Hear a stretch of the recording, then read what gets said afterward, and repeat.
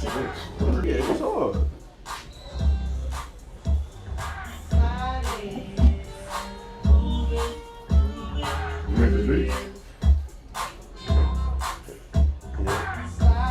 Alright, team, we good. Y'all know what time it is. Moving, grooving. Y'all know what time it is. It's Friday. We back. Another blessed Friday. Welcome. Cut to the convo, where conversations cut deep, where the script is unscripted, live and uncut, baby. Another blessed Friday.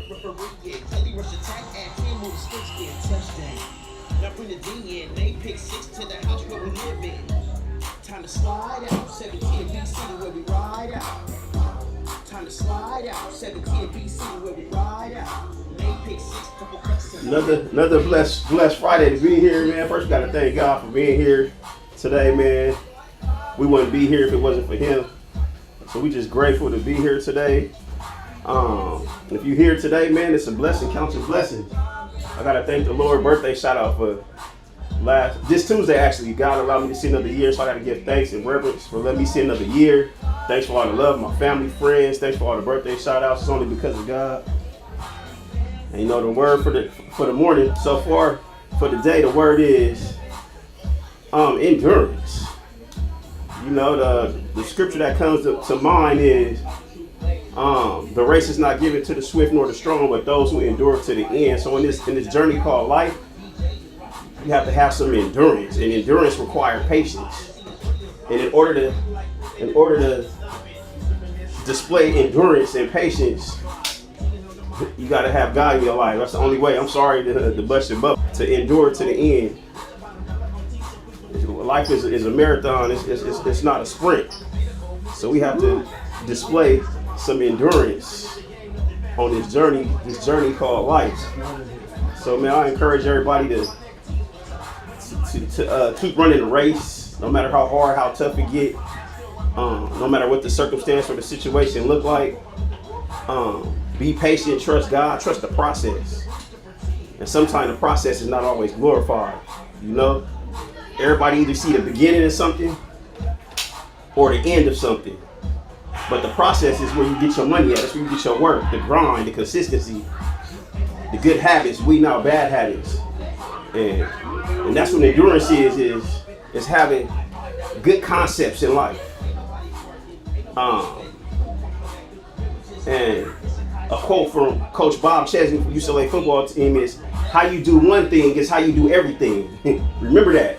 So if you lagging on one thing, you're going to lag on several things. So you got to be mindful that in God's timing, everything will always work out. That's a fact. I'm a firm believer. How do I know? Because experience is life's best teacher.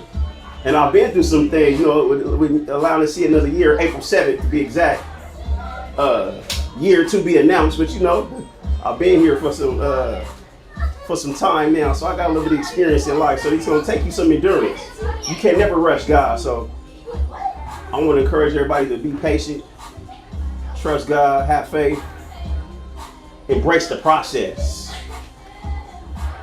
embrace the good times just as well as the bad times. Because the bad times, when everything is not so good, that's where your character is built, in the trenches.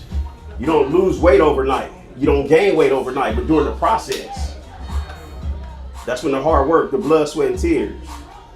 So let's endure, have some endurance. And we here, Cut to the Convo. Cut to the Convo. We have a special guest to join us a little later.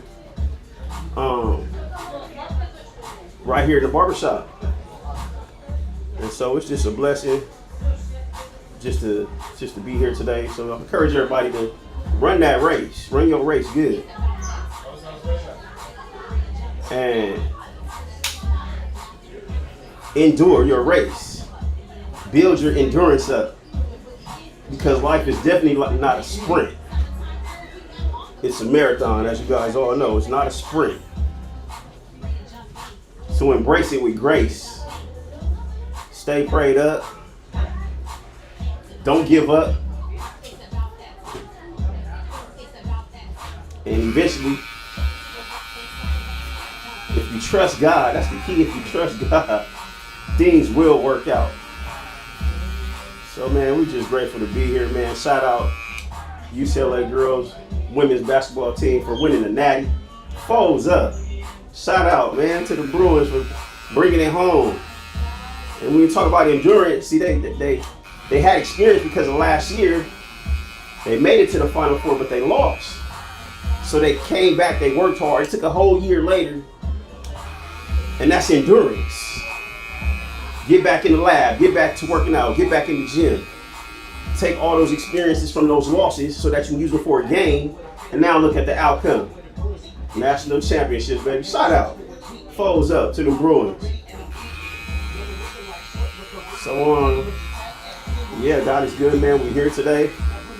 For everybody joining, guys, either like, share, subscribe at YouTube at CutToTheConvo. And man, we're here, man. Appreciate all the love and support, man. We got some good things coming. We live on this Friday, TGIF. TGIF.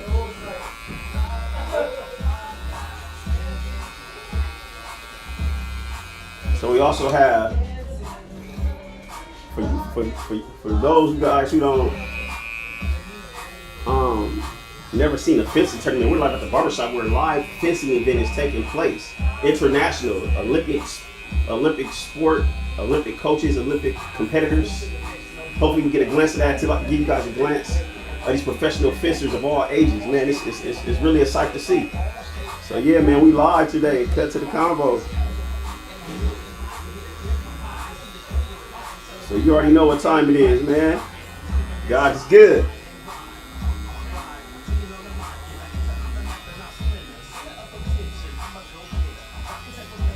Endurance.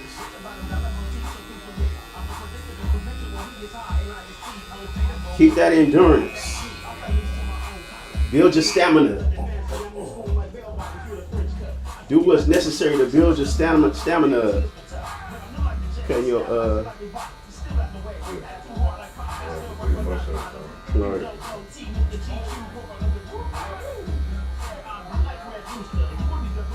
We have a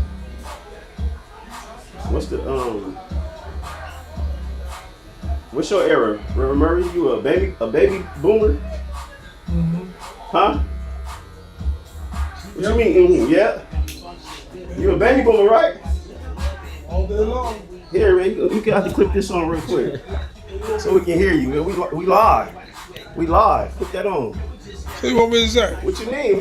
It's live. This ain't scripted. Put the mic on. Chill. I got a question for the baby boomer since you in here today. What's the question? And me knowing you kind of on a personal level. So we talk to the millennials, we talk to the Gen Zs. So what is it like? I know your wife passed away, and condolences. But what is it like dating it for someone like you?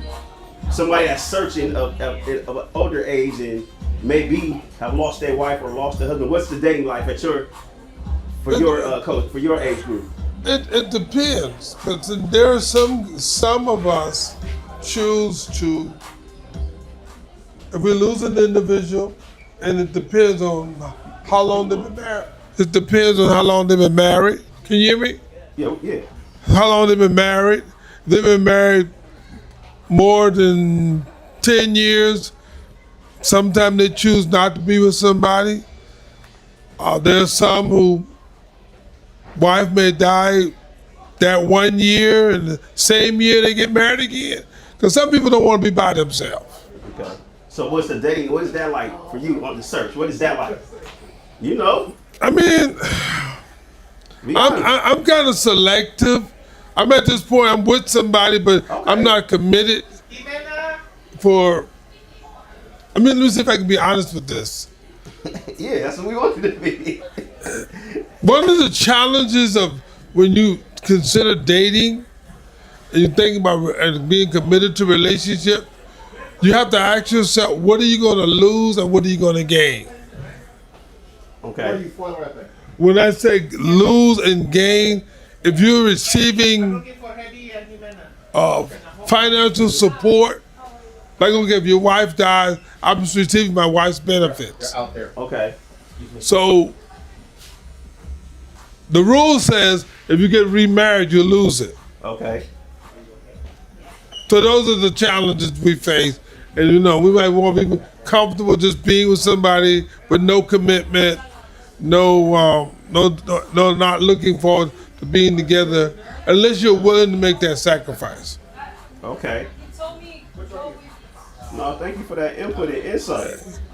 So those are the challenges and then there are some of us don't want to talk about it, don't want to deal with it. They internalize it so they don't deal with it. Okay. I've been with this person 30, 40 years. I'm not looking for another person because it's not going to find another person. That kind of thing. So yeah, there's some challenges. And then, but the only downside in my closing is nobody wants to really be alone. Okay, so do you jump to the fact just because you don't want to get along and risk it all? Do you still have standards? Or because some people get impatient now and you just jump out there and get the wrong thing. So what would be your advice to someone in that situation? Well, you have to be patient. Okay, let us know. And then you can't, no two persons are the same. That's one of the dangers we do. Because most guys who've been married 30 plus years, they're looking for someone similar, close as possible to that person they've been with all them years. Okay. I mean, by that I mean, if your wife, your wife,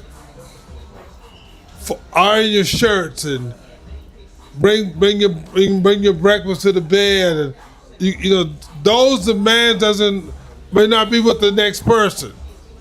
So now you got a problem. Okay.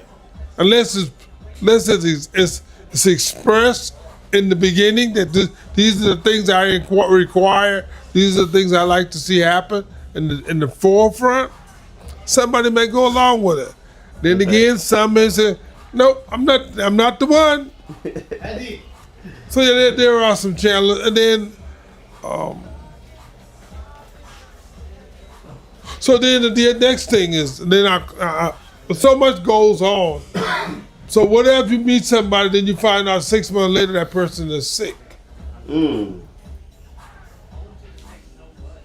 what do you do? What do you do? I don't know. I mean, if you say if you're married to that, say you marry that person, and 6 months later you still committed to that person. Well, because you supposed to death do you part. Yeah.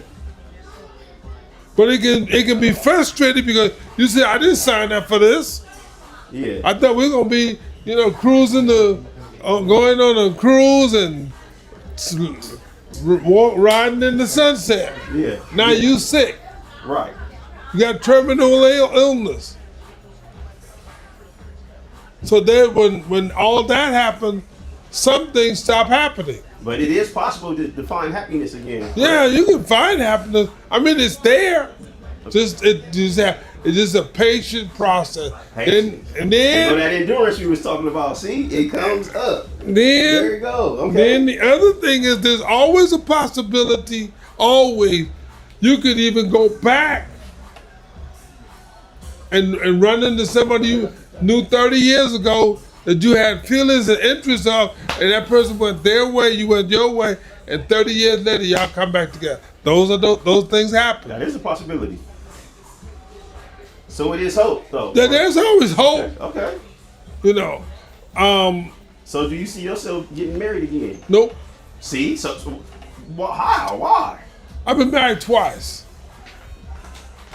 But you're dating someone now, so why would you say no? I know why. I choose not to discuss why. I just feel that I don't see it. Is it some fear or could be? Men still have needs. Come on, Reverend. Come on, Reverend. It could be. Reverend. It could be fear. It could be a lot of things.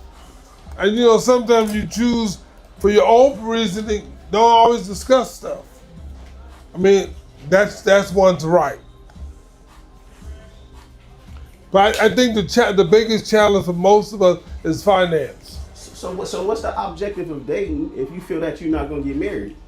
Come on, come on. You gotta explain to me. I mean, there's no real. You just. Hello, Reverend. Come on. There's no right way or wrong way. You just choose not to, for whatever reason. It has to be a fear of some sort. Yeah, could be a lot of things. Mm-hmm. Could be a lot of things.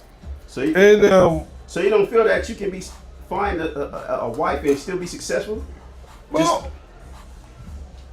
I think the biggest challenge is how, for me. Okay, for you, I understand. How are you gonna feel that okay, say if I was to get married tomorrow and I was to lose what I've gotten financially, how I'm gonna fill that gap? I think especially if you're supposed to be the breadwinner of the family, and you lose that portion, how are you going to compensate that? If you're not working, that means you have to go back to work again. I mean, that seemed like something that you would have to address later. That's but I'm asking you, No, I'm just saying, but you're saying address it later. If you don't address it now, if it's not discussed beforehand, it'll be a problem. It's gonna always be a problem. So the best thing to discuss how you're gonna be able to supplement that what you may lose. You understand so what I'm that's saying? the main contributing factor, is what you're saying. Yeah, for me, if I'm gonna be the breadwinner, what I'm gonna do. So I don't think that should stop you from, because you can meet somebody that can be the breadwinner. That could be a blessing. That could be too. It could be everything that you need in your life. If that's agreed upon. Come on, chat, chime in. Do y'all agree? Chime in. Because comment on Evan. Chime in.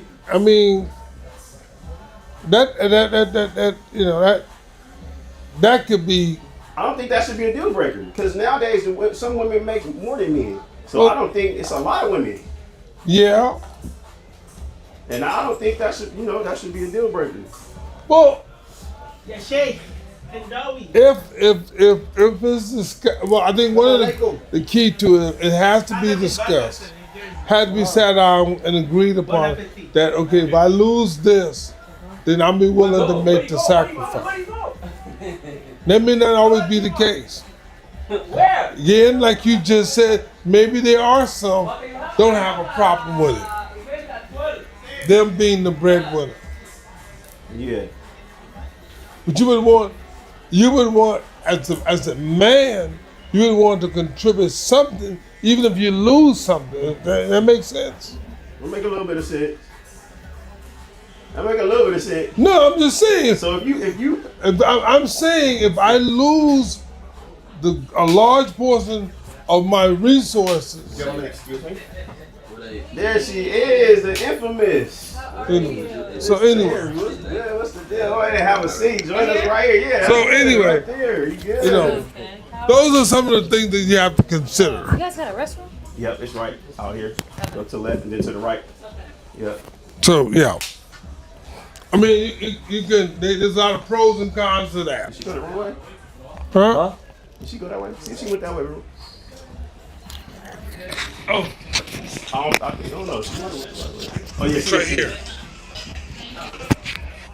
She went the wrong way.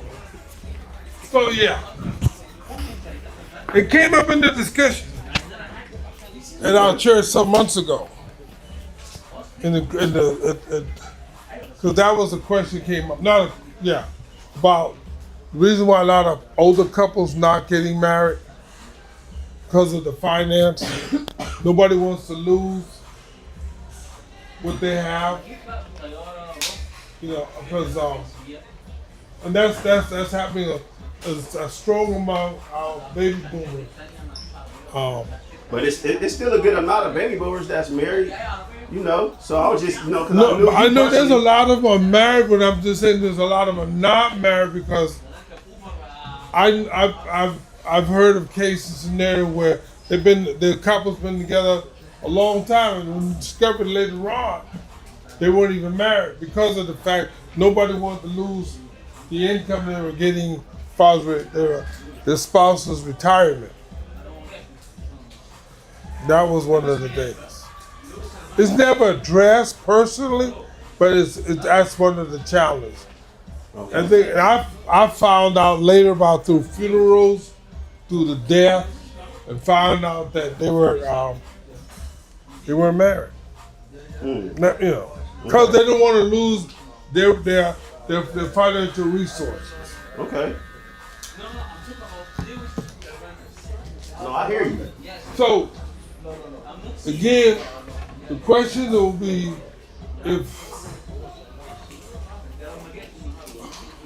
if I lose this, how can I be able to compensate and make up to be able to survive, for us to survive? You know what I'm saying? Mm-hmm. That means one of us will have to go back working part-time, supplement, or that means we can just walk away from each other and don't be in a relationship at all. Okay. So, but for you, it still is hope. It's hope for all of us. But, Okay. but I'm just saying those are some of the factors we deal with. And then the other part of that, you have to also keep in mind that there are those who've been married a long period of time, still have some emotional attachments to the person they've been married 30, 40 years to. Anywhere? Yeah. So anyway, that's it. All right, no, thank you for that input. That's, you know, coming from the baby boomers, you know, your age group, and it's crazy because actually our guest, we want to welcome Terry Young to Cut to the Convo. We live from the shop. Oh, we live. We Okay. live Wow. and uncut. And then for y'all joining, you Cut to the Convo. This is the slogan of Cut to the Convo. Cut to the Convo, where conversations cut deep, where the script is unscripted, live and uncut. So we welcome all conversations, but we gonna revamp from last month. We have our guest here, Terry Young. We're acknowledging her on today from Women's History Month, which was last month. And she's joining us today live from the shop. And we just want to recognize her as a newly and acquired author with her book that she published and is out. She's going to give you all the information. And it's dealing with grief. And as we just talked to my brother over here, how he lost his wife, and her book is on grief. I'm gonna let her expound on that. And we all deal with grief. We all dealt with it, or we're all coping with it right now. It's a subject that is vast. It's a wide range of it's depending on the individual. Everybody grieves differently, and there's so many different points that comes with grief. So I've been knowing Terry for a while. And I'm just, we want to acknowledge her. Congratulations on the new book. Thank you. And just tell us a little bit about yourself and a little bit about the book and what inspired you to write this book, knowing that I know you lost your grandmother, somebody that was dear to you.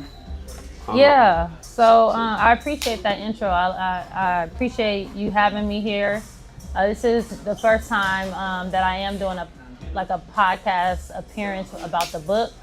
So I'm excited. The book is 7 days old. Okay. I lost my great aunt in 2024 to cancer.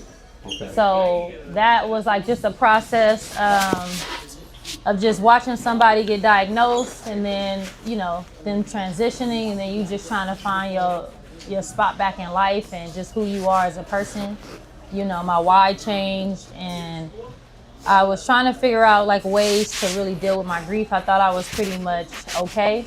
And so I think when you think that stuff kind of comes up and then you're just trying to figure out just how to navigate it, And for me, I've always been a person that wanted to feel all of my emotions, like whatever it be. I didn't want to use any outlets or drinking, or I've never smoked, but any of those kind of substances to like suppress what I was feeling. I just wanted to really deal with it head on. Okay. So that was heavy because I needed to just actually sit with my emotions. So I seeked grief therapy.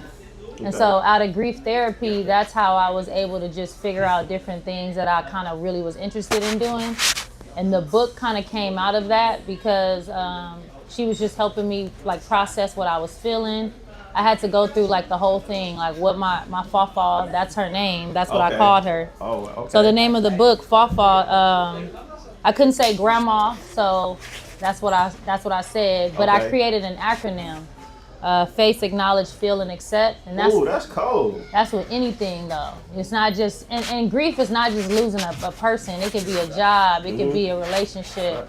So this book for me though was birthed out of my my loss for my Fafa.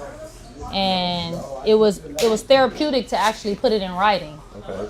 Because like I can talk about it, but when I actually write it, I'm actually sitting with my feelings a little bit more. And I was able to go more in depth in the book versus, just talking on a podcast. Like I was able to just really like express myself. So I started off trying to write a 200-page book, and I realized like I didn't have 200 pages of emotions to just really write out. And then I wanted to challenge myself and create a workbook. So the second part of this book inside, it's a workbook. It's prompt questions for people that are dealing with grief, that have lost years ago, but have never really processed it. So it helps you release a little bit. If you like to journal, or if you just want to maybe answer the questions in your head, it's a workbook. It's a resource page if you're interested in grief therapy or any kind of therapy, family therapy, mental health stuff. So I just wanted to make this book not just my perspective on grief, but a resource for people that are silently battling grief. And I released it last Thursday on my actual birthday. Okay, happy belated. Thank you. Yeah, this was real huge for my family. Everybody knows what Fafa meant to me. The world doesn't know what Fafa really stands for. It stands for my great aunt, but the acronym is kind of, it's able to connect with my family, but then also outside world. So that's what I did. I mean, it took me about 7 months because I was writing it and I lost my grandpa while writing. So I was able to actually add him into the book and just dealing with grief while experiencing a new loss. That was a little tough. I felt more, I think because I experienced the heavy loss before. So I felt a little numb.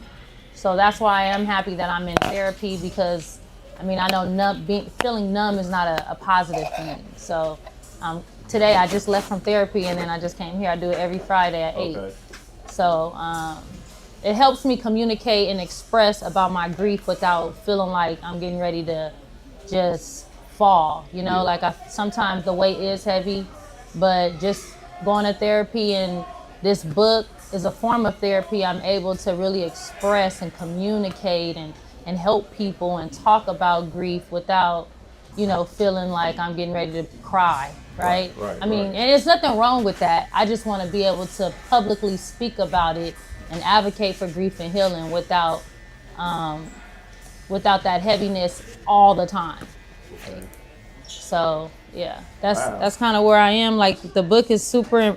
I'm still shocked, to be honest. I'm still on this high of like writing the book. I'm getting ready to start this series in the car. It's gonna be called Grief in Motion. Okay. Because I'm always on the go, and my car is my safe space. It's where I've always felt safe in my time of grief. I would physically. Okay. I would do my virtual grief sessions in the car. Okay. Sometimes when I'm home, I sit in the car maybe about an hour before I go in. I like to drive at night and play music. That's when I do cry. So I don't know, I've always just felt safe in the car.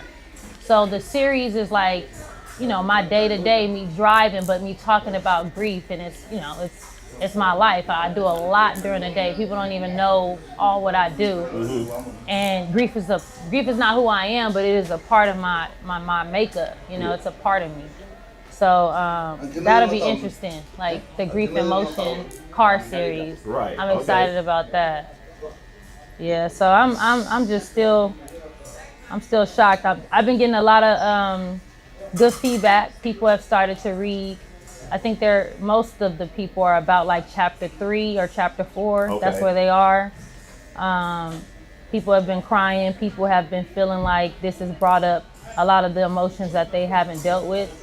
A lot of their grief. So it's sparked a lot of good and positive things. I have a panel coming up because of the book, and a few like appearances, like just kind of advocating for healing and grief. So I'm excited. You should be excited. That's definitely that's a milestone, and I'm just super excited. dealing with grief and just how that inspires you, because it's so many people in the world dealing with the same type of grief, and I know you can help. If not one, you can help several people on this topic. And so I have a question for you. What's been the best form of therapy, and how are you coping and dealing with grief? The best form of therapy, I think, is grief therapy for me. Okay. I ended up interviewing a few different Black female therapists. One of them I had a year ago. She changed platform. She was okay, but this new one that I found, she holds me accountable. She gives me tools. She helps me through it. She walks me through it. Like I was explaining to her how I was feeling over the last few days, just coming off of the book. And she just helps me process it better. She's not biased. She's very down to earth. And then she has in-person sessions, so I can literally get that human connection and like sit on a couch. Like you watch on TV, like it felt like a real therapy session versus like virtual. You can still get something out of it, but I just like the option of being in person and that connection. I just started boxing a couple weeks ago. Okay. I'd say that is very therapeutic. It's physically challenging, but I think I like that. I like being challenged. I'm real big on self-care. I talk about that in the book. Okay. So I wake up and I'm like, what does Carrie want to do today? That's like my weekend. So my monthly massages, my monthly facials. I like candle making classes, pottery classes, anything that's gonna spark like my mind into doing something different, experience something different. I take myself on dates. I go eat all the time by myself. That's right. I tell people all the time I'm my best company. Like I just feel like I'm my best company. So that is how those are my forms of therapy. Okay. Like, to be honest, that's my form of therapy. And that's been you've noticed changes or difference in just the grief over time with sitting in your car, the boxing classes. Yeah, I would say the grief. So I did a podcast last year, a 5-episode series, and like that was the first form of therapy. And then I had the grief therapist kind of working through that. This was the other therapist. So I would say both of those things kind of helped me navigate. And on the podcast, I was able to cry. Like I cried actually on the podcast, and I don't do that. Like I kind of internalized my emotions, so that felt like a good release. Like those 5 episodes were like really, really good for me. Okay. And I've cried in my therapy sessions. So like anything that can help me release, I feel like helps me become better, and I'm navigating it better, because grief is not gonna go away. I'm never ever gonna get over the loss ever, but but it can get better. I can manage it a little bit better. Okay. Yeah, like I feel like that, because I feel like it's gonna come in waves. I have waves all the time. Monday was real heavy for me, and I just was like real emotional, and I took off work, and because I knew, I was like, I can't function at work. So just knowing that though, and being honest with myself, that's helped. Okay. Yeah. So you gotta find time to release, because keeping it bottled up, to me, it doesn't help me. It just spills into other areas of your life. Man, that's deep, and it's so true. Yeah. It seems like the pain never goes away. If No. you deal with grief, it only gets better. But hey, we thank you for sharing that, and hey, it's just a blessing that you're able to be inspired to write this book to help somebody? Because like I said, there's many people out here that's dealing with grief.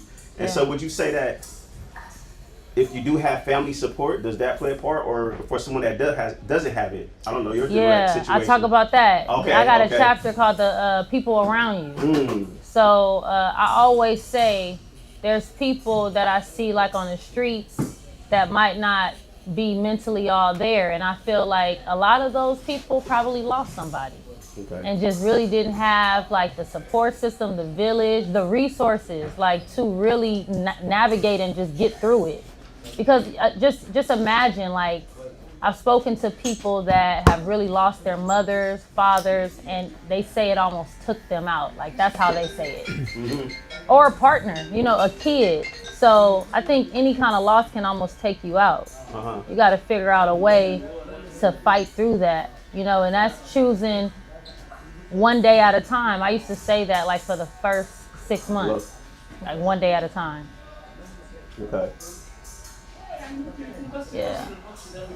So what would be your advice though to someone that doesn't have? I know, and you said this in the book. See, y'all gotta go get the book. Yeah, it's a resource page. I mean, you gotta be ready, you know, to actually like seek therapy though, you know, because it's gonna unpack a lot. So you gotta be in that right space, I think, to really deal with your grief. And for me, I was fighting it. I felt like I was good, and I wasn't. So I think you got to be honest with yourself. There's resources available. There's grief support groups I didn't know about. There's events that are held for people that are experiencing grief. But I'm hoping the book helps, because that's the point of the workbook. Because the workbook, if you don't want to talk to somebody, a therapist or something, a professional, like you can actually sit with your own emotions, you know, and that's a form of release. I wish I had a book. I wish someone gave me a book on grief when I first was in that process. I know it would have helped me because I like to write. So I think I did this for myself. You know, like if I were given something like this, what would I want it to look like? You know. Well, yeah. So that's to be committed to. Like you said, anything that can bless and help others is always an added source, an added resource. Yeah, and then you know I'll say too. For a long time, I was trying to get back to the person I was before I lost her. And so I kept saying, like, if I could just get back to her and, you know, that personality and how I showed up for work, and I am a totally different person. I feel like I'm funny, I love comedy, but I feel like my sense of humor is not where it used to be. Like, I'm a little bit more serious. You think it'll ever come back through the process? Or I don't know. Unsure? I'm not sure. Okay. I feel like stuff is funny, you know, but just my sense of humor is different. Like I'm more intentional about like where I am, what I put my time into, like who I'm around. And you know, before I wasn't intentional. Like, you know, I could go to any event, any party, anything. It's like now I just choose to, you know, think about what I'm getting ready to do. That can help for the good though. That can make a better Terry. Yeah, for me, I'm just noticing my personality has shifted. You know, like the stuff that I used to like to do, I don't like to do it anymore. Like I like to be by myself a lot more, which I never was like that. Like I've always loved self-care, but I think I do it too much. Like I'd be honest, like I think I do. I spend a lot of time with myself. And my friends are like, dang, you didn't tell me you was going to eat there, I would have came. And it's like, it's for me. It's not for anybody else, you know? And I don't like to burden people with what I'm feeling. I could just have like an off day and I don't know why. And so that's just something that I gotta go maybe eat by the water and then it make me feel good. Right. You know? So yeah, I just noticed that, like just my personality is different. Even at work, I'll express what my bandwidth or capacity is. Like if I don't have enough energy and I need a day or I need a moment, like I just gotta take it. And not feel any type of way about it. Like, you know, I think that was I have a chapter in the book about working through grief. And it's my coworkers, my boss, he has the book, and I'm hoping he can just see that different side of me too. Like everything I came to work and I showed up and what I was carrying, and I still executed and delivered everything I needed up? to do, Long time no but see. I was suppressing who I was. Yeah, You know. the Dove Master just walked in the building. What's poppin'? We talking about grief right now. Serious Sunday. We got our Artis Terry Young in the building. She has a book How you that doing? just came out, so we're talking about grief. So you gonna have to make sure you get that order You gotta in. get over grief. You can keep it moving, keep it positive. But that it's easier said than done. Yeah. You gotta do it like Nike said. He lost his son too to cancer at a young age. Yeah. How old was your son, Gil? He got it when he was 7 and he died at 11. Little Gil. Wow. Yeah. How you doing? I'm doing good. I'll be back. Okay. Yeah. Can See. I ask you a question? I got you today. What's the difference, or is it similarities of grief and depression? Well, depression is a stage of grief. Okay. Yeah. So It's similar. there's depression, there's anger, there's bargaining, there's shock.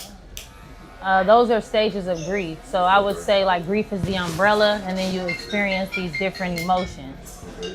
When you said grief, Hello. my thought process, when I first heard grief, I thought of I know losing that. somebody. I know. Grief is not just losing somebody. Like you I said, know. grief can be Hold on. a certain situation. Or Yeah, something you like could lose a job. It's the mourning of a job, the mourning of a relationship. You know, doesn't have to be a person. You know, I'll be honest, family member. You know, like you can disassociate yourself with friends and family, and it can feel like a death. Like so, yeah. So grief. So depression is a form of grief. It's in the same umbrella. Yeah. Yeah. Definitely. Because I feel like when it comes to depression, like for me, I see it every day in the world. Like I feel like, why is my life okay? Why am I doing okay? But there's a lot of people out here that's going through hard times. And I think I get depressed about it, and I try to find forms of trying to get it out of my head. Like you said, you start doing boxing. Like I like going to the gym. Like you said, it never goes away. So your book, you say you have worksheets in there, or what is it called? It's a workbook. A So workbook. yeah, it prompts questions like, you know, what emotions or thoughts are you having right now? You know, like what does today feel like you? What does today feel like for you? Okay. Like who's your inner circle? You know, And that can help you get through. I mean, yeah, some people like to journal. Some people like, Okay. even if you don't want to write it, you might answer it in your mind. Like it's just gonna prompt you to, I guess, sit with what you're feeling. Like that, to me, that's the exercise. Like, Okay. and I even say that like there's a page in, you know, how to use the book, and then like when you get to the workbook, you may not want to write. You may just want to, you know, sit with your emotions, and that's, to me, I think that's not avoiding it, but actually dealing with it in some form is coping, right? And I think what you were saying about people that are depressed, or you may see them out in the world, I mean, like I say, to your support system and village and the people you have around you, because if you have the right people around you, they're gonna know when you off, and they're gonna uplift you, you know, and they're gonna come by and they're gonna call, because I talk about that too. Like when the funeral, like after that, the call stopped, you know, the casserole Yeah, all dishes that, stopped, yep, you know, facts. everything stops. And so it's like, you gotta figure out Okay, no problem. like who your support system is. Okay. Okay, thank you. All right. I got a small interruption for y'all. But So y'all don't know who this is? Yeah, I remember her. Remember Terry used to tutor Tyler Yeah, at back in the the day.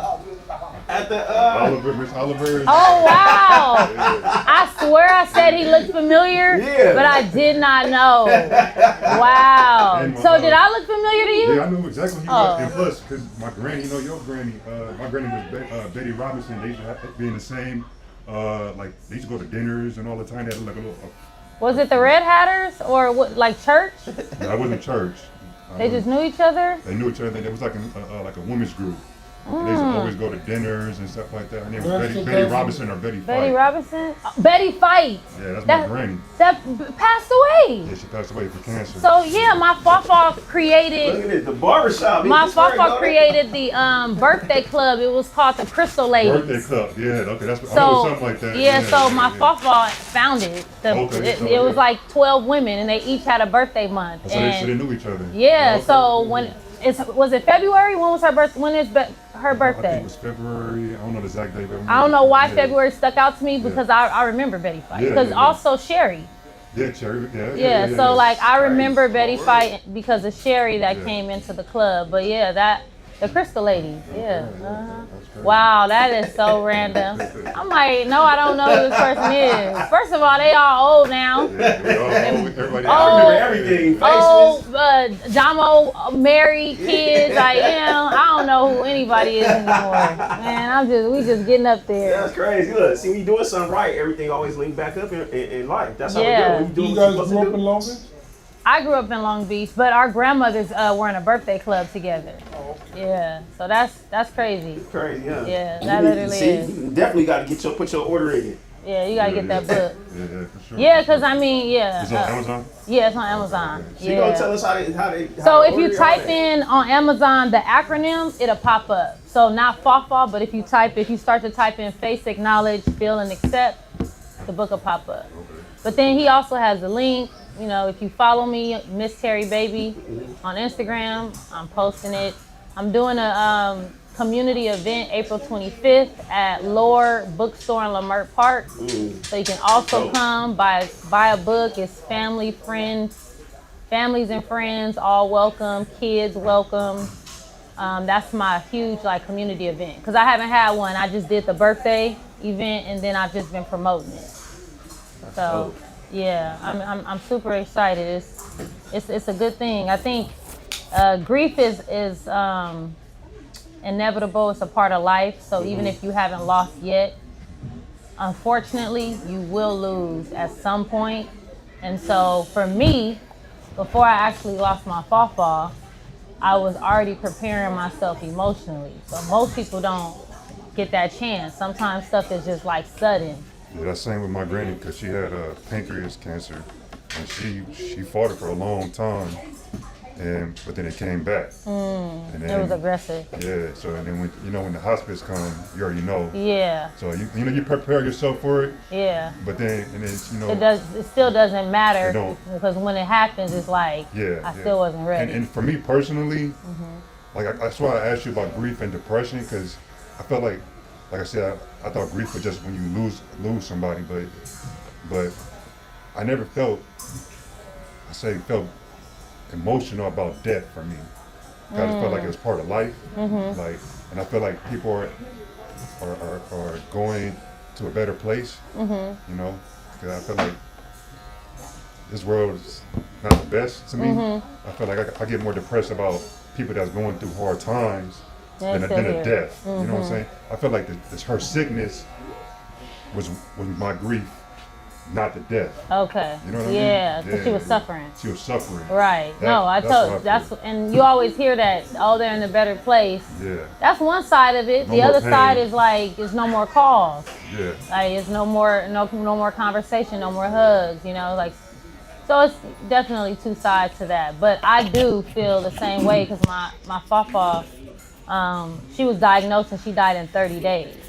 So Wait. that was really aggressive. So I was preparing a couple years before because I just saw her getting older and I saw that she was starting to have early dementia. And I was like, oh, okay. So and I said it in 2021, if she passes away, I know I'm gonna lose my mind. I was saying that. That's how I felt. So I was like, if that's how I feel, I need to start to prepare myself. But in preparing myself, I wanted to be intentional when I spent time with her. So I used to be on my phone sometimes. I used to be just doing a bunch of things. And I remember someone was like, be where your feet are. And so when she would get with me, she would come and stay at my house. I would make sure I wasn't working. I wasn't on my phone. I could tend to that later. And I would cook and we would just spend time together. But I think that's important because you miss out on moments if you are not present. And so that's when I started to say, okay, let me be intentional about the time I spend with her because I don't know how much time I got left. And it actually ended up being 3 years of that. So that's why I feel like I was preparing myself. I was grieving somebody that hadn't passed away yet. And then when she got sick, I didn't expect her to go that way. I was like, dang, I didn't expect her to get cancer and then like just decline so quickly. But I had asked God for him to allow her to pass away with me. So in sadness, I was grateful. You know. I mean, you brought up God. You think God helped you with grief and too? Oh yeah. Oh, I talk about that. My next question. That's the first chapter. Okay. Right here, Yeah. the first page. Like God got me up every day. God helped me shower. God, it was nobody else. It wasn't friends. It wasn't myself. It wasn't even a family member. It was literally a strength that I did not have myself. It was something. It was bigger than me. You know. And to be honest, this loss drew me closer to God because I feel like I've always been raised in the church, always loved God. He was always a part of my spirituality, but I didn't give God enough time. I wasn't going to church like that. I wasn't praying like that. So I felt like this loss drew me closer. I just found a new church home. I'm super excited. I think I joined in like January. Okay, that's good. So I'm active now in the church. You know, like an usher, low key. like I'm helping in community events and just all kind of stuff. I'm like, whatever you guys need, dance. I praise dance still, but I want to teach. Actually, I'm a little tired of dancing, but So that calling. yeah, God really showed up for me because I did ask him. Like I didn't want to get that phone call and have to go see her after she had already passed. I don't know why. I just felt like I couldn't take that. So I wanted to be with her, and I was, and that wasn't nothing but God, because I had asked for that like years ago. So. Was it ever a time you got angry? I know some people get angry with God. Was it ever? Nah. That's okay. Nope. I'm gonna be real. I got angry with God Yeah. before, like. I mean, I asked him for her not to suffer when she got sick. I asked for me to be there. It was so many things that I had literally asked for. So I couldn't. You know, that would be just ungrateful. I felt like he had allowed me to spend 36 or 35 years with her. And then she was suffering. You know, I mean, she was sick and she was going like that. To me, I didn't feel like she suffered, but maybe the last 2 weeks, you know. So some people can't say that, you know. So I think with sadness, there's gratitude. I'm always grateful. I mean, that's everything. I wake up grateful. That's good. That's good. So, Yeah, God helped me write the book. Like, who else? That's right. Yeah, that's right. Let it be known. Who else was gonna help me write the book? You know, or even give me the words, right? Give me the words. Give me the idea. He put the idea in my head. You know, I had resources and tools to help like map it out. But like this whole thing came from God feeling like, okay, you're gonna go through something and you're gonna turn your pain into something. And that's what I did. Yeah. I felt like what they call it, like that Holy Spirit hit you, and you just be writing things. It just come out. Yeah. And I did a lot of it. I finished, so I had wrote about up to the 5th chapter, and then my grandpa got sick, and I finished the book a lot of times driving. I would be recording my chapters, and then it would transcribe it for me because I would be driving from Vegas here. So I'm on the road, and it's just like, okay, this is the perfect time to try to get some chapters done, and it was all audio, and like that was super helpful. So it just came to your head, and you through a spirit, and you just recorded it, and then okay. Yeah, cool. I did. So your prayer life would be that could be a main form of therapy then, right? Your Oh relationship yeah. with God? Oh yeah, definitely. Okay. Like I got a church home now. Like Okay. I'm excited. Yeah. My walk is different. Okay, You know what I right, mean? yeah, So I'm excited about that. But I mean, I think I gotta lean into that. I think if I like, I guess, stayed away from God and my faith and all that, like everything that He did for me, that to me that just would be ungrateful. Yeah. So I couldn't do that anyway. But I do feel when I get out of church, because I do love my pastor, that I feel like my week is gonna be good. That's right. You know, like I feel like you set the tone some people are biased. Some people don't really care for church. They say they have their own connection. They may pray. They may read their Bible. For me, I like church. Right. So, and when I leave church, I feel like I can conquer the week. Yep. Or if I can't conquer the week, I got a church home now, so I could text my pastor. Before my birthday, I went to 2 days before. I went to the church, and we had a meeting anyway, just him and I. Okay. But he prayed for me, and I asked for special prayer, and I feel like the evening went the way it did was because I asked for special prayer too. You know, like certain things I was feeling, I didn't want to be emotional. I wanted to be able to enjoy the night. I wanted it to be an experience for people. Yeah.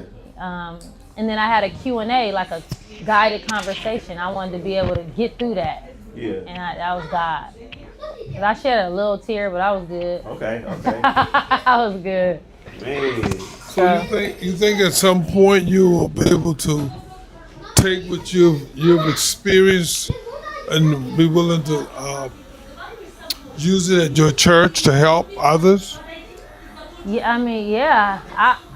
I don't know what that looks like, but I'm for everything. Yeah. I told my pastor that next Sunday I'll have the books, and right now he has different companies and stuff come. They talk about living trust. They talk about credit repair. So there could be a moment where I talk about grief and the reason why I say that, because honestly, there's a lot of us, my age group particularly, feels there's no need. I mean, for me, honestly, when my wife died, I had to pull the plug, and we was at Little Company in Mary. They offered me, and I refused to take it. And my conviction was, I'm a pastor. I'm good, but then I lied to myself. So, you know. I still feel it's not too late.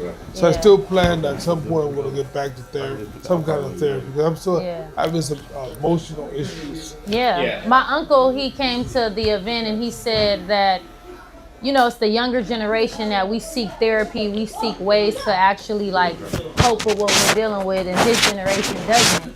So him watching me write the book and stuff, he felt like there was some deficiencies in his grieving process. So I'm 72. Okay. So we feel as though we're good. Yeah, no, and that's the thing. And we lying to ourselves. But see, that's a generational thing too that I talk about. Like, we're taught to go back to work, suck it up. Yeah. Like, everybody get you a new good. wife and you'll be all right. Yeah, everything will be fine, and it's not, because it spills into other things. Like, we not Superman. Right. Like, you gonna eventually crash. But we feel that way. But you're gonna eventually crash some area of your life. Then there's some of us. I know a friend of mine. His wife died in January, I believe, and less than 3 or 4 months later, of that same year, he got married. That was his way of coping. I mean, if he really loved his wife, that was his way of coping. I don't know. I don't know either. Yeah. That's a little quick, but I know people do irrational things during grief as well. So it could be anything, you know? I don't know him personally, but... And then there's a lot of us, and I've been trying to tap into, there's a lot of brothers, some are pastoring, some of them are not. They don't want to deal with it. Yeah. They don't want to talk about it, they don't want to deal with it. They may offer, hey, let's get a bunch of men, let's get together and have breakfast, let's talk about how we can deal with these. Nobody want to talk about it. Right. Which is sad. No, that is sad. I think black men as a whole don't know how to process anything. They're not even taught. Like, you guys. We got to come back to a whole other topic. You guys don't even get the space to do that. Like, it's so unfortunate. Like, you know, men are the providers. Men are not supposed to really feel and deal with stuff like that. But that also affects your lineage. You know, kids, grandkids. But yeah, that's another topic, like he said.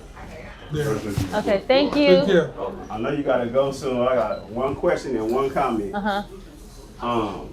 What was my question? Oh, what's your favorite chapter in the book and why?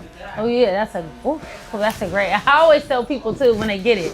Chapter 4, I would say.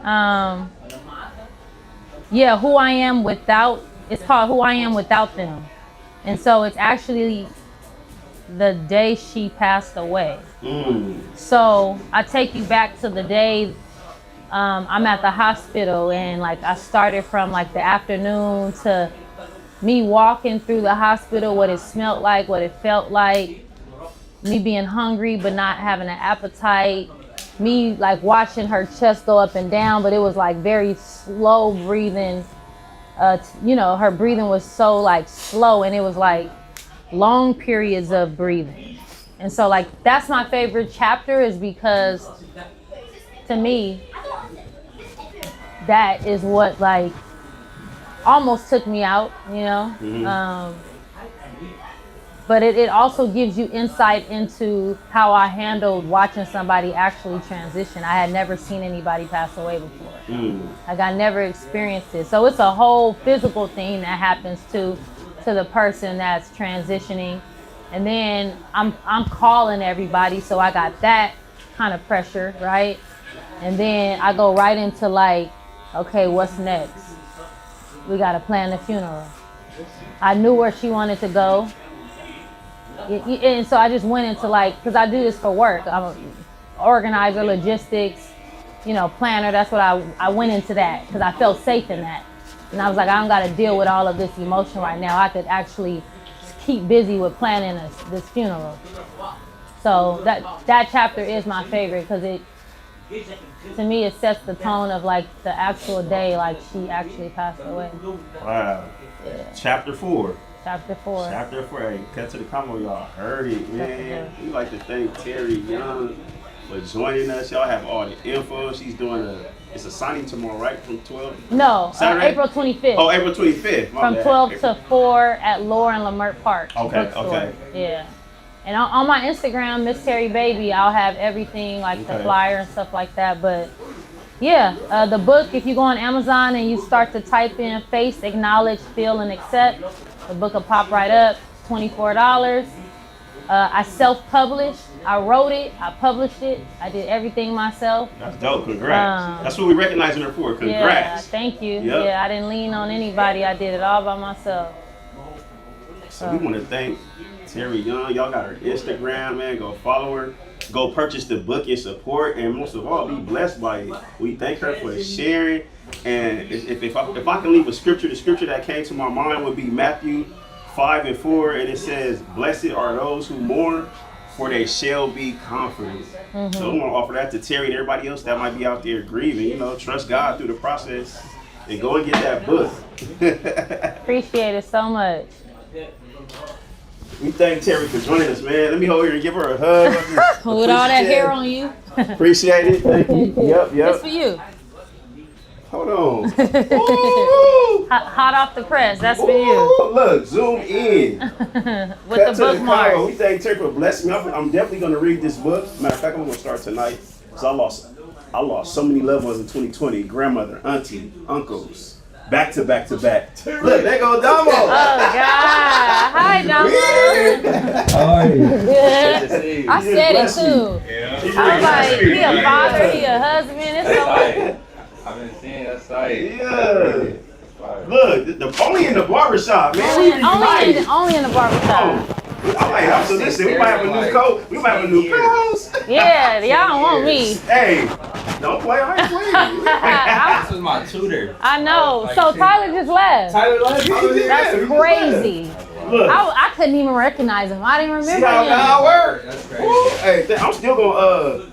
I still got a blessing. Give a donut. I'm still gonna. Matter of fact, I'm gonna give you right now. We got you. I gotta support my people.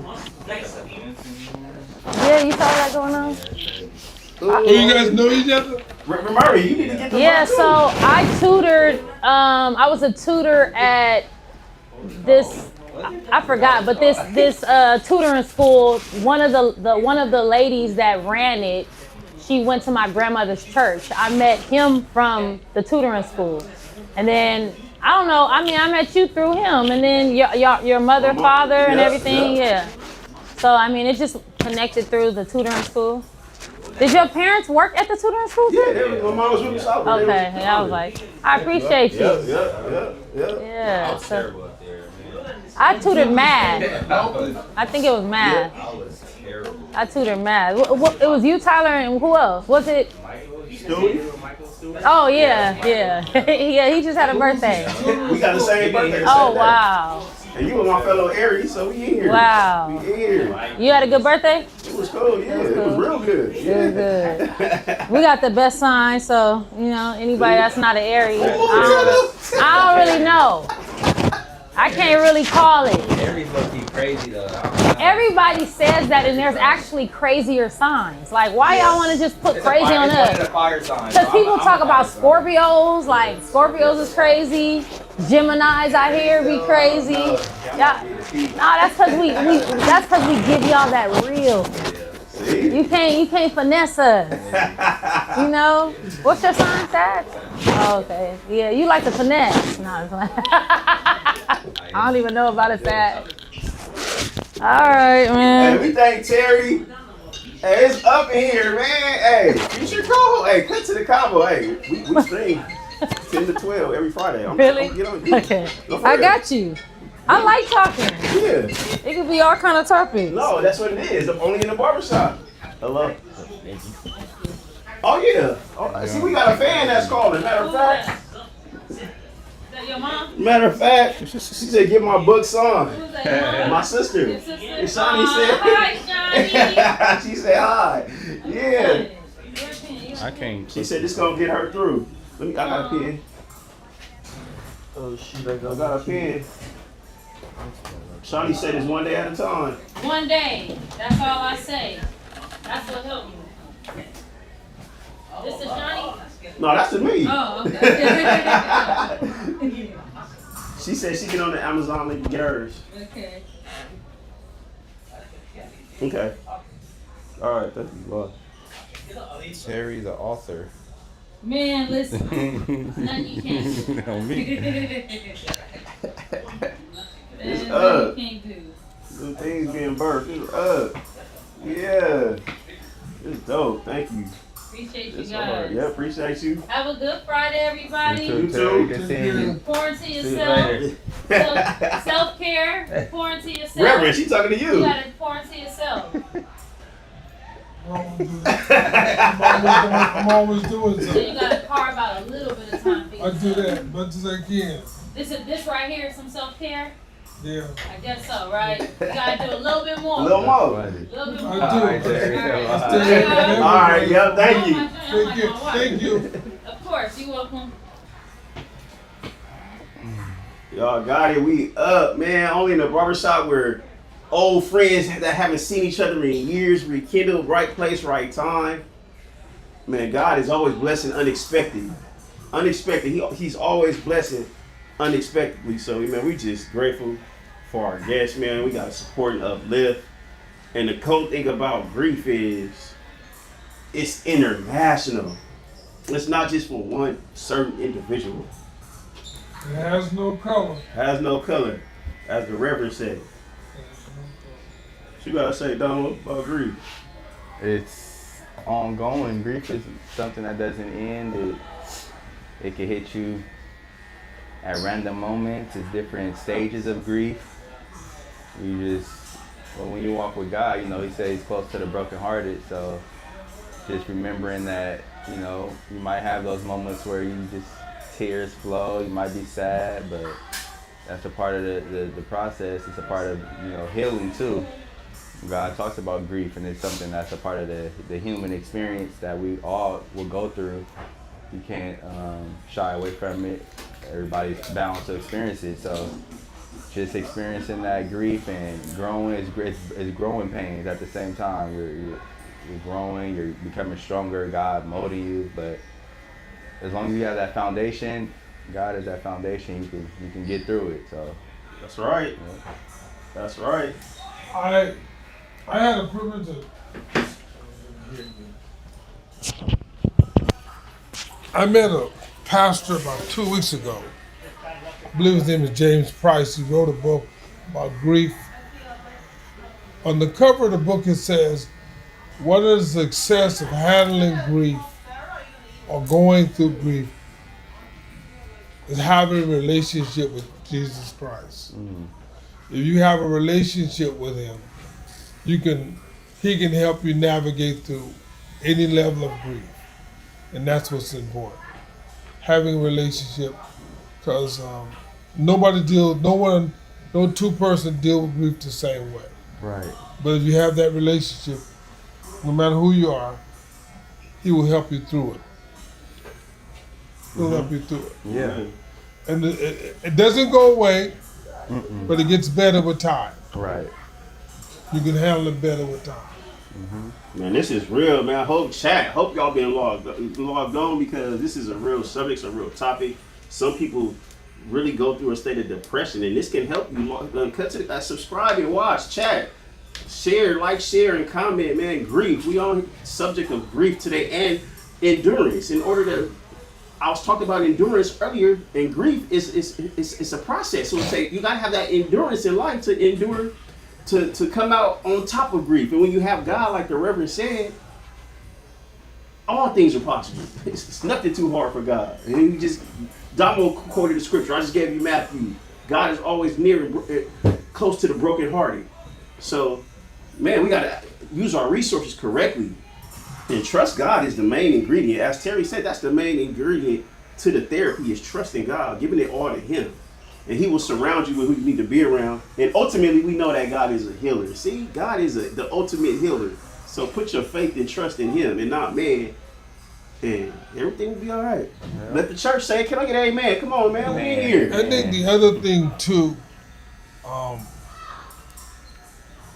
there's no shame.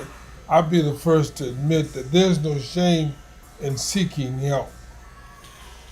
Because all the time we think we can handle it. Many times we're not strong enough to handle it. Right. We keep saying we can handle it, but in reality, God has given us someone who's professionally gifted and trained to help us walk through those dark valleys, those dark moments. And they'll give us the necessary resources and tools to help us go through it. So there's nothing wrong with getting help. It may cost. Then there are times it may no cost at all. There'll be some groups that's willing to have grief counseling groups. Right. So, yeah, because on that flip side of all that, I mean, we're talking about the positive aspect of getting through grief, but there also is a dark side of that where people resort to different things to get them through, which, results in a downward spiral. Like, you have people that result into drugs, alcohol, and they feel like that's their cope or that's their medicine in a sense, when really it's just making it worse. So there is a sinister and flip side to grief that you don't want to go down that road of. So I have to acknowledge that too, because you hear many stories of people just not being able to handle that grief. I don't know if it's a lack of God in their life or just that foundation, and they result to outside factors which don't sustain or hold up, and it's a bad outcome. Hopefully, they realize it before it becomes detrimental, but some people don't make it out of that stage of grief. They can't get over it. They're just stuck in it. God doesn't intend us to be stuck inside of that grief, So that's facts. That's facts. So again, that goes back to the young lady's book. There's always going to be a village. There's always going to be some people that want to be there for you. But you got to be open enough to allow them in. Right. Into your space. That's true. They don't have to crowd you, but just allow somebody in your space. Right. I know of cases where I knew of a situation where a lady's son got killed, and for years she suffered until she died. The pain of her son's death, she never got over it. She probably got some help, but the fact that what keeps you from having total help is opening up and letting go. Right. That's submission. Yeah. And recognizing you need help. Yeah. Not to say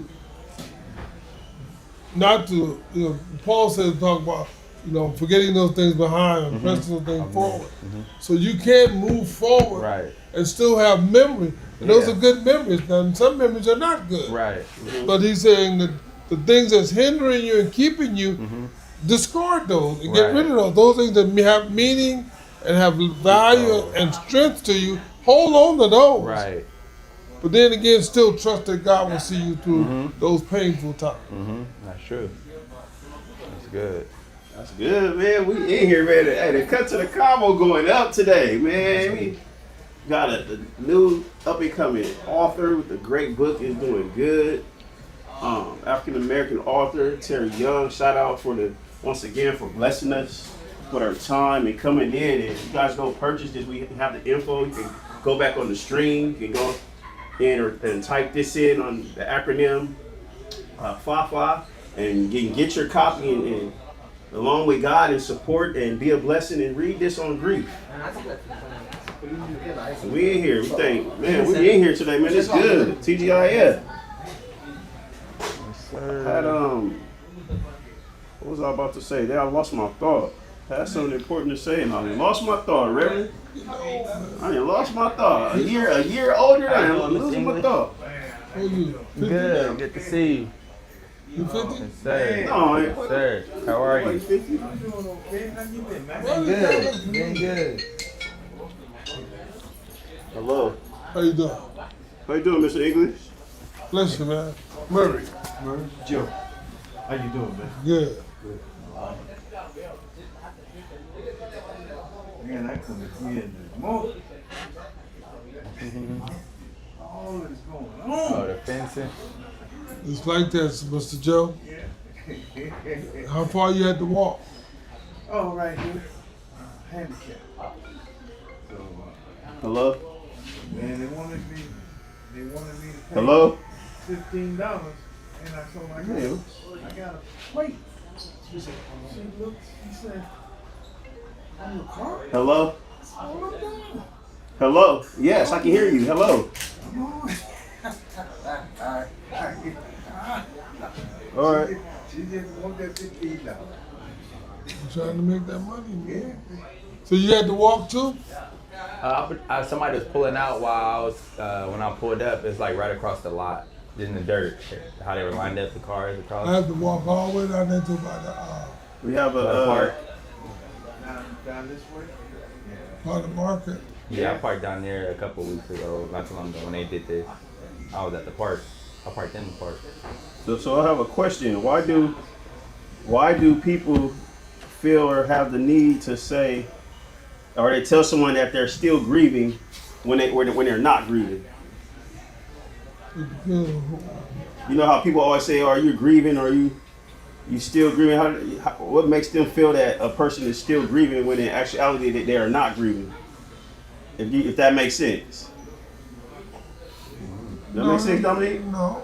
I don't know.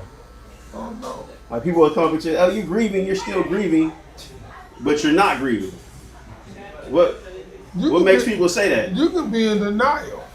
But what if they're not grieving? No, see? So what if they're really not grieving? That depends on who the individual is. Well, what would be causing them to say that? Yeah, what- That's what some people just say that. Well, yeah, I was trying to And figure out some why things you is saying just that. a conversational piece. May not be a good thing to do because sometimes it can spark something. Yeah, it can. So you can tell somebody that, no, I'm not grieving, maybe- but then you say you're grieving. Well, maybe they see something that, They'll assume it. But the question is when the person is not really grieving. yeah. I don't know why they say it. Start a conversation. I don't know. They might know that somebody passed. Maybe they may see something. Yeah. They could see something, but the person You might gotta not be careful in that too. Yeah. Can misinterpret something. Yeah, or they can be misinterpreting it. Yeah. Yeah, okay. Just keep it full. Okay. And then on the lip, make sure you trim that lip for me. Okay. I never come out if I know somebody is dealing with death. or has dealt with death in recent times, whether that's a span of 2 years, a year, I don't just, you're respectful of the, sorry for your loss, but I wouldn't ever just assume that you're grieving in that moment and just come out and say you're grieving. Yeah. I just, respect that they have lost people and sorry for your loss and the condolences, and then, you can throw in an encouraging word, but you don't have to just come out and say, I know you're grieving, when they might not be grieving. Right. Because that can be rude, just. Yeah. Okay, so But then again, you got to look at grief is not just limited to death. Mm-hmm. You got broke up with your best. Right. You had your girlfriend for 10 years. That's She true. decided to send you and say, you know what? I'm through. That's What do you mean true. I'm through? Yeah. Yeah. And now I'm going to deal with that. Yeah. Am I going to commit suicide? Heartbreak. Yeah, it's true. Heartbreak, relationship. Broken heart can be dangerous for some people. Mm-hmm. Yeah, that's facts. You've been at a job for 10 years, thought you was doing well. Right. And you got a pink slip. Right. And they got to go home and tell the wife, I don't have a job. Vacation is on hold. And if you're not strong, and you don't have a strong support system, Right. you may not take that well. Right. Yeah, there's many layers of grief, heartbreak. But Yeah, again, I think I still believe that the church needs to do a little bit more, and having that as a ministry, as a part of the ministry. right. Not one to raise money, As far as what though? Doing what? dealing with what the components of grief. More like a counseling, like a Not even it's like okay, it's almost like doing the Alcoholic Anonymous thing. Right.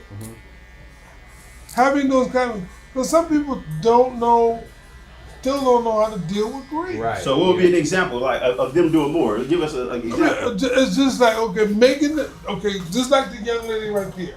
Mm-hmm. She's experienced grief, Right. and some of her avenues of means how she was able to cope with it. Maybe she can use it as a support group to help others deal with grief. Right. Yeah. So like it would be like a monthly thing in the church that you Monthly, implement? quarterly. Yeah. It's based on the need. Almost like like a round. It's not an auxiliary. Yeah. It's a ministry. So what you Like a round table talk, like a short Yeah. talk. So you need workers, right? Well, not so much. No, it's Not workers per se. You just have the one person who's experienced it, or you can reach out and say those who all have experienced any type of grief. Come in. Like a circle, like a It's an open circle. There's no president. There's no just a group of people that wants to talk. spread. Yeah, that's good.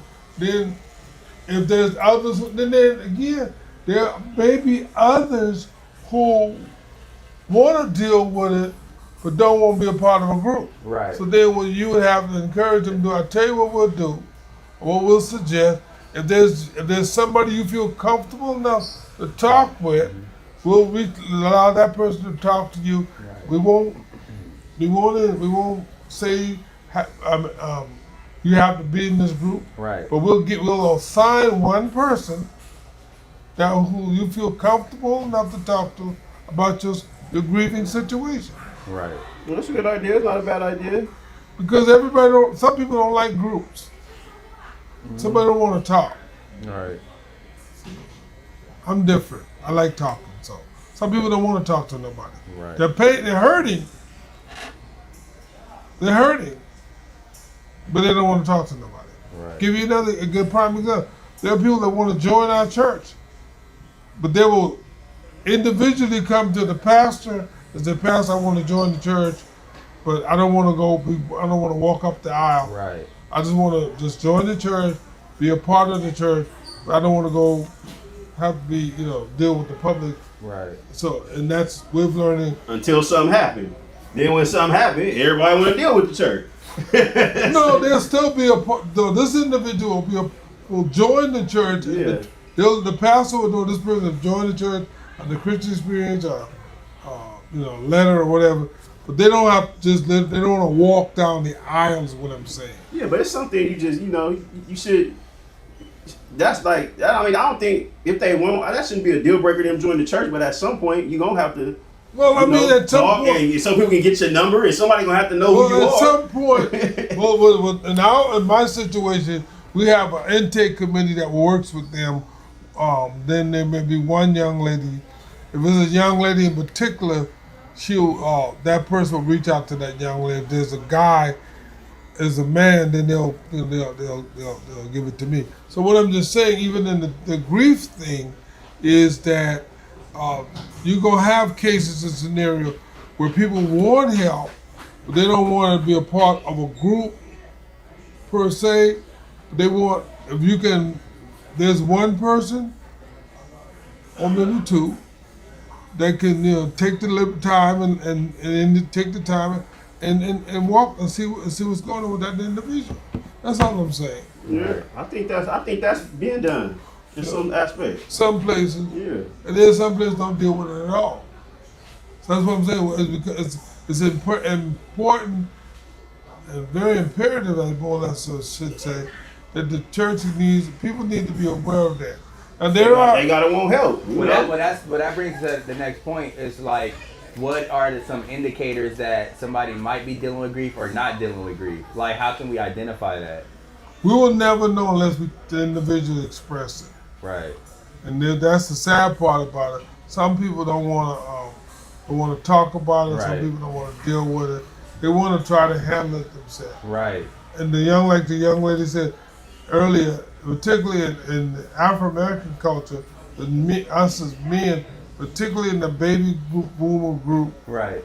When you talk about going to therapy, you talk about talking to somebody. Like, you crazy. Right. I'm a man. Right. I can handle it. Right. You lying. Right. Yeah. You see that with the doctor too. They don't want to go to the doctor. They want to go get checked I don't need to go to the doctor. I don't need to go. I'm still a man. Okay, right. All right. Yeah, so it starts with identifying that you're dealing with, or the person, whoever's dealing with the grief, they have to indicate it. You're going to be a man all your life, but yeah. You wake up in the morning and you're sitting on the edge of the bed and forget what you were supposed to be doing the next 10 minutes, 5 seconds. Right. So yeah, it's a lot of it's cultural, but we can break those barriers. Right. Because the G group and some of the other groups, they don't have a problem going to get therapy. Right. Yeah, they're forward. Gentlemen, excuse me, please. No problem. Mm-hmm. He's going, yes, sir. Mr. Charles Gray, what's going on? Not much, man. Got that get out of guard. I'm here to give me a plate, yo. CutToTheConvo, I'm going to get a plate. Man, we had some of the, so y'all, that's the baby boomers, huh? This age group, huh? What's what? Y'all the baby boomers? Yeah. And that's not, and honestly, they may say it's Afro-American, but actually in the baby boomer, men in general have issues with certain things. So we were taught certain things. Right. You know. Excuse me, gentlemen. Right. Your dog died. Why you creeping over your dog died? Let's get you a new dog. Right.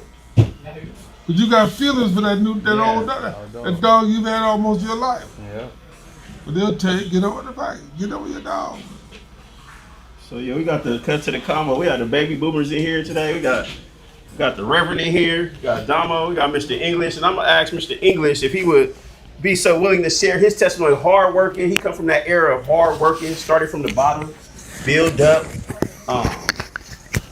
worked 30 plus years on his job. Here, Mr. English, tell us, Mr. English, give us your testimony. We live on YouTube, so we going live. If you want to share your testimony with us real quick. But remember, I did 50 years. Okay. 50 years. Hold that mic so I can hear you. So 50 years. But when I was 70, I told my wife, I said, I'm like steel. Nothing can ever happen. Next thing I know, I had a heart attack and a stroke back in 9/11 of 25. and I was in a wheelchair, from a wheelchair to a walker, from a walker to a cane, and from a cane now I'm back. It's as good as I can for right now, but I don't never say by being a man say, you know, you can be strong as whatever, but you can be up one day and you can be down. And my wife of 55 years. To be commended, blessed. Okay. And like I said, it ain't a lot of people that I talk to that can say these things. But Mr. Artis, he can tell you. I came all the way back, and before, like I said, God has been good to me. You know, my church has been good to me, and people have been good to me, and I try to treat everybody. Everybody. If I don't know you, you know, if you need $1 or $2, I don't even know you. I'm gonna take care of you. I'm gonna take care of you because, man, I've been down in my life. So these little old dollars, they're nothing to me. Right, tell them, Mr. English. They don't mean nothing to me. Because as long as I got my strength and my health, and I can help everybody that needs to be helped, I'm gonna do it. That's right. I'm gonna do it. That's right. Yeah. And so it's like my wife, she's dealing with a person that have had death, and they on the phone all the time, all the time. And she tells the woman to do this, to do that. I said, how do you guys sit on the phone for hours and you're just talking? And so sometimes I have to stop and go up, and then, like I said, I got to stand back and say, Lord, help me. Help me. Because I'm telling you, it gets tough sometimes. So that's all I have to say right now. And we appreciate Mr. English sharing his testimony. And that's, God, you just heard a miracle. Yeah, I was gone. They told me that when I came back, and I kept telling the wife, I said, why is my chest is all sore and everything? They were beating on you. It was about 7 to 8 trying to hit you back. You caught it. And then I said, something. And then in my mind, I said, oh Lord, help me. And all of a sudden, I opened my eyes and I said, all of the people, and I kept asking, what happened to me? Nobody could tell me. They were saying, well, we got to check it out. We got to check it out. I said, well, hell, I'm in my life. All these people, you can't tell me what's wrong with me. Right. And then when they figured it all out, they said, well, you had a heart attack. And you had a stroke. All at the same time. And he here today. Tell me God ain't good. He had a heart attack and a stroke at the same time. And he here to testify about the goodness of God. Yeah, I'm telling you. Man, when I opened my eyes and I couldn't even move. I told my wife, I said, I can't move my legs. I can't move my arms. What happened to me? What happened? We're working on it. We're trying to figure it out. Man. You know, I mean, that's hospital. Right. Tell me, what's wrong? Yeah. They kept saying, we gonna figure it out. We gonna figure it out. 21 days. Wow. They told me. Man. I had a stroke and a heart attack all at the same time. Wow. And I told my wife, I told her 6 months prior to that happened, I said, I can probably live another 110 years. Wow. You feel Strong. good. Yeah. Okay? Mm-hmm. Nothing could ever Right. knock me down. Right. Right there. Yeah. Yeah. See, that's another thing, T. We were taught that hard work, you know, one of the things in our group, and I think Mr. English to test of this, long marriages was strong in the baby boomer group. Yeah. Well, I know we had one member of our church, he was married 62 years. yeah. You see what I'm saying? Yeah. 62 years. I wasn't an example of it, but I mean, there was couples married 62 years. And they told me what was the key. They said hard work. Mm-hmm. And working with your partner. See, but a lot of times, my wife says something I don't really want to hear, but I shut my mouth and I listen. And then, why you're not paying attention to me. And then when I get ready to say something, my mind hits me. Shut it down. Shut it down. Hey, you don't want to talk to me no more. Cut to the convo, man. We getting wisdom from the baby boomers, man. Y'all hope y'all listening. We get a lot of wisdom in here. So I go upstairs. That's, I go upstairs and I call and talk to my other folks, church members and stuff. Calling them and talking to them. And they all say, well, we're trying to get to where you at. What? You know, I just, you know. Domo, you got no questions for the baby boomers? You a young man in there. No questions for the baby boomers? Pastor English is going on with the Lord. He said these words to me. We asked him one day, he was married 70 plus years. He said, Reverend English, what was the key to your being married 70 years? He said, I learned to be quiet. I know when to speak, when not to speak. Now, that takes nothing away from the relationship. But if you've been with that individual long enough, you know how to gauge everything. It makes you less than a man, and like, you know. And I got a kid, the oldest son. He's 55.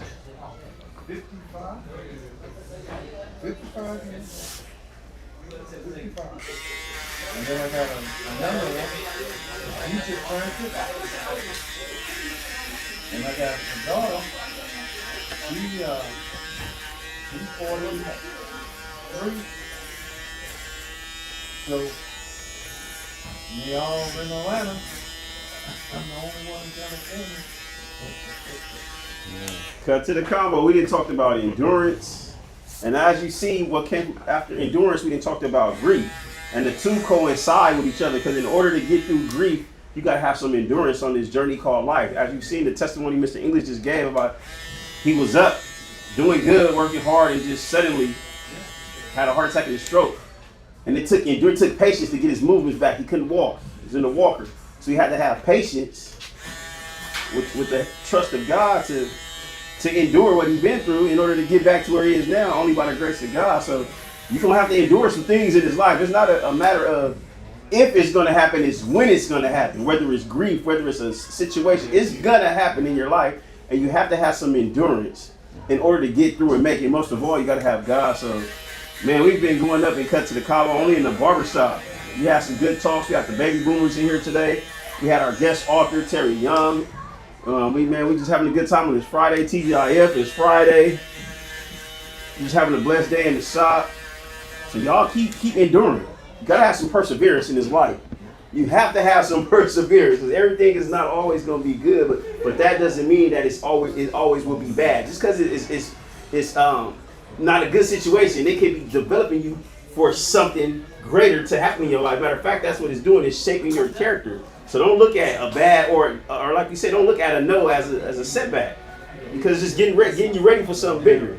So you got to have some endurance. What's up, Sam? How you doing? What up, Sam? Cut to the Convo, where conversations cut deep, where the script is unscripted, live and uncut. Man, we in here Friday. Cut to the Convo.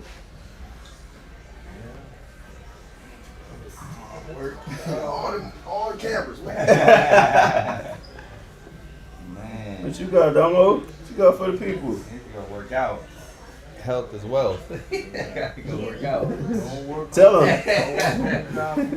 50 years, yeah, that's a long time. Yeah, That's a long very time. seldom I can find somebody. I ain't been able to find nobody that's got 50 years. Yeah, 50 years. Yeah, 50 years is a long time. It's a long time. And I was still going until I had that stroke. Are you still working? Yes. Really? Yes. Yes. Mr. English bringing in them dollars. Good job. Bringing in them dollars. Where are you working at?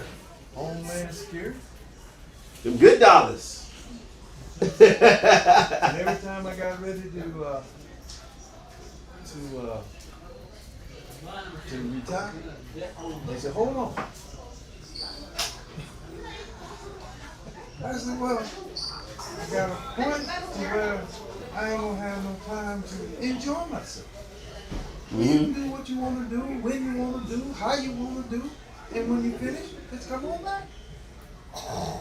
I had a job people would die to have. Yeah.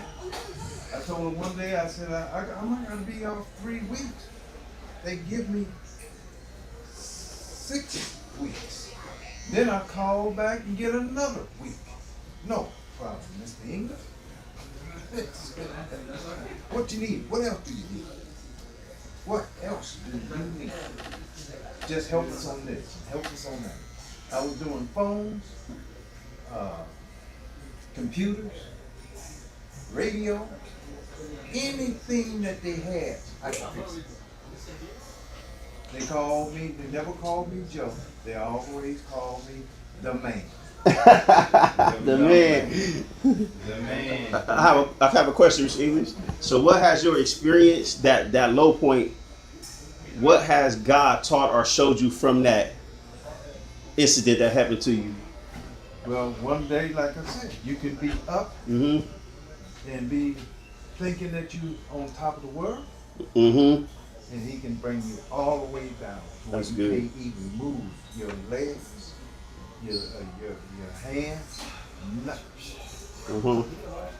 And then, like I said, I was down for 21 days in Mm-hmm. the hospital. And I told the lady, I said, will I ever be able to walk? She said, well, you keep praying Mm-hmm. and keep moving and trying to do it. I was going to give up. About ready to give up, Mr. Yeah, English? I was ready to go, to let it go. Mm-hmm. And everybody kept telling me, you're not done. God is not done. Not done. So I'm gonna bring you back and let you know that you can't be still. You can't be the man. You've been working for 50 years. Why don't you start living your life with your wife? Mm. And that's what I had to do. I Mm. and I couldn't understand in my mind until that happened. Till it happened. So God had to show you through that. Yes, indeed. He showed me. Mm-mm-mm. One day, like I was talking to my son on a Tuesday, and the next thing I know, when I opened my eyes, 9/11, I was in the hospital. And nobody could tell me what happened to me. Nobody. So you know that God is a healer. Yes, every night. Every night. Uh-huh. Did you trim it right there on the lip? Okay. Every night. You know, because he worked it out for you. Yes, indeed. Hey, chat, y'all should be shouting in that chat. Boy, that's a miracle sitting up here in this barbershop. God still is in the miracle business. Praise break. He's still in the blessing business. You want to work out on Friday? probably gotta go. Okay. We go to work? That was A good. little bit. I'm gonna work out right now, so. Cut to the combo. Peace out. Yes, sir. All right, man. Shout Yeah. out, cut to the Take care of combo. that baby, man. Yeah. Did you tell me, Murray? He said, "Well, take care of that baby." Yeah, Oh, yeah, I am. Get them kids out the street. Yeah. She ain't gonna be in the street. No, she not. She got a village behind her, Yeah, man. not gonna be in the street. Ooh, look at that food, though. Be working out in the Yeah. gym. I see y'all. Yes, sir.